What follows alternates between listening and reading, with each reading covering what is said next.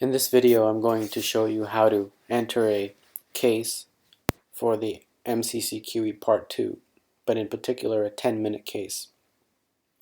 So the first thing you would do is from the first drop-down menu, just choose QBank for the MCCQE Part 2, and then from the second drop-down menu, choose a 10-minute case, and then click on New Question Case, and it would bring up the template for you. And here's the big template. And I'll go through each of these fields step by step to show you exactly how to enter the case. So the very first field, you would choose a subject. And I've already chosen medicine as my subject. And when you do that, when you choose a subject, it will bring up a list of topics for that subject that we've pre-entered that we need cases for. So I chose loss of consciousness. Once you choose a topic, it doesn't always happen, but sometimes it will show you a lot of information here. Now, you might wonder, what is this information?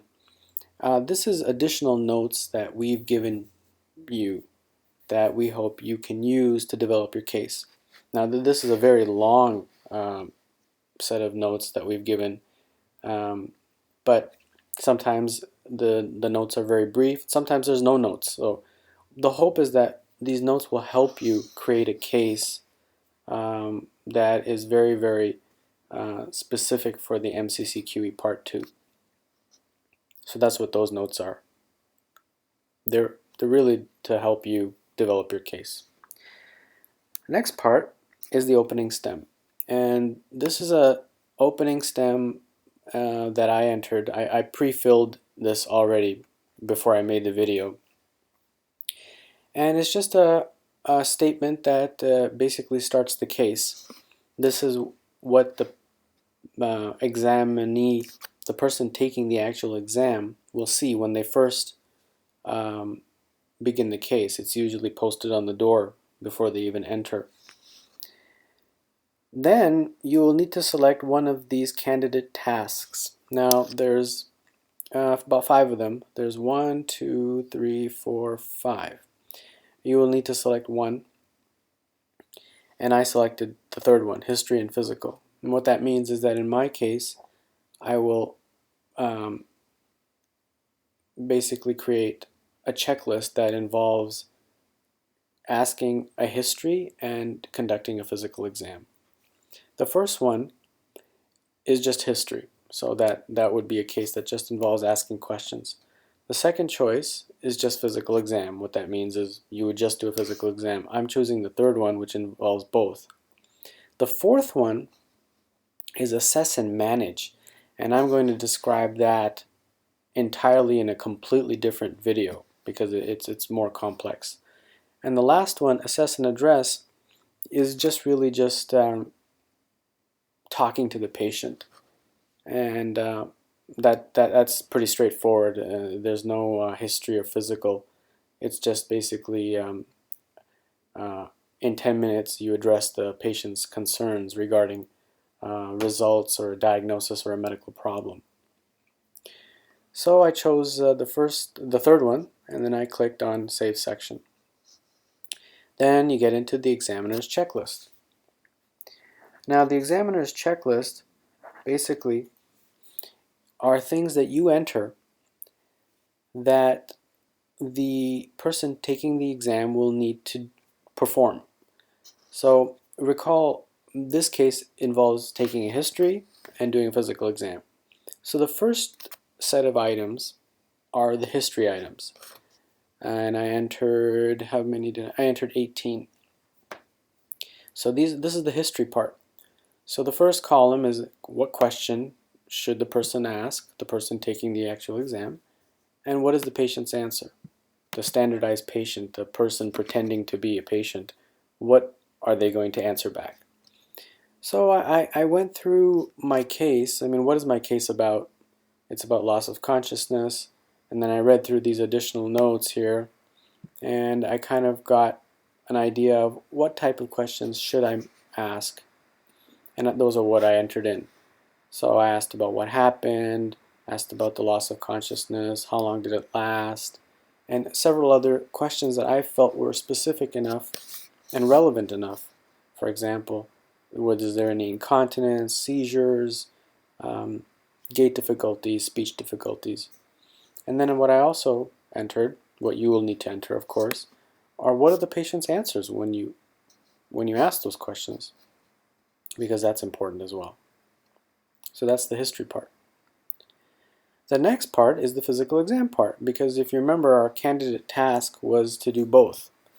So in the next checklist, I entered, I think, 17 items. And this checklist is a physical exam checklist.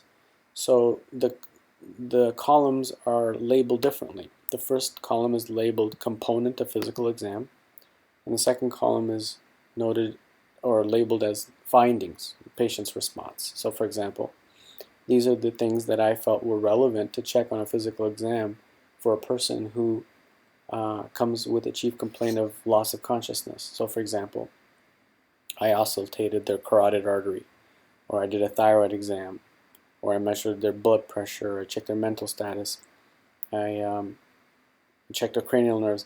And these on this side are what I found. These are my findings on the physical exam. So that's what the checklist is.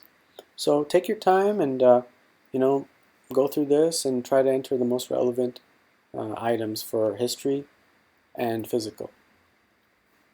Then I save the section. And we go on to section number 3. Now section number 3, the first part is just for your information only. This table or right here, you don't have to do anything. And this is just something that the person taking the actual exam is scored with. The people who scored the actual MCCQE Part 2, they use this table. So you don't have to do anything. It's just included in here as a FYI for your information. But this part, you do have to do something. This is called the Patient Interaction Rating Scales. And what that means is that if you click on this link here, it will show you 17 different items that the case could involve. And what you have to do is go through these 17 things and choose a few of them. So for example, this case involved, I decided that this case involved listening skills, which is item number 2. And this case also involved questioning skills, which is item number 3. So I selected item number 2 and 3. So I hope that makes sense. Now you might ask, well, how many do I need to select? For a 10-minute case, please select up to 7. So I think I selected 5. I selected number 2, number 3, number 5, number 10, and number 12. And that's it. And then I click Save. So that's the patient interaction rating skills. Then we get into, which is really the final part of the case, which is the patient information. Now, the patient information is very important. It really, really helps the person studying for the exam. So what we've done is we've broken up the patient information into different fields. And in each of these fields, you need to type in something. So for example, the first one is patient starting position. What that means is when you first walk into the room, what do you see? Is the patient lying down? Are they sitting up? And I wrote sitting on the examining table. The next one is clothing. Sometimes the patient will have some makeup on to show like a bruise, or something that will show or try to simulate some sort of physical exam finding. This patient, I just wrote that they were wearing a gown. Same thing in the next field, makeup. Like I mentioned, sometimes they may have some makeup on that kind of shows some physical exam finding, and this patient didn't have anything, so I wrote none. Patient's opening statement. What does the patient say when you first walk in the room? And I entered a sentence. Patient's behavior. Describe the patient's appearance and describe, are they restless or tense or anxious? And I wrote that the patient seemed concerned and worried. Next one, questions patient must ask. So these are the things that the patient absolutely must ask during the case. So I wrote, can these drop attacks be stopped? So this is something really important. Questions patient may ask. So this is some question that the patient might ask you. So I wrote that the patient might ask if what happened could have been epilepsy. History of present problem. This is a very important part. You need to go through and sort of describe a history of what happened. And I wrote, the patient was at the gym, fell down, was dizzy. Now, one important point I want to mention is that if it's pain, if the chief complaint involved pain, then you need to go through a series of questions.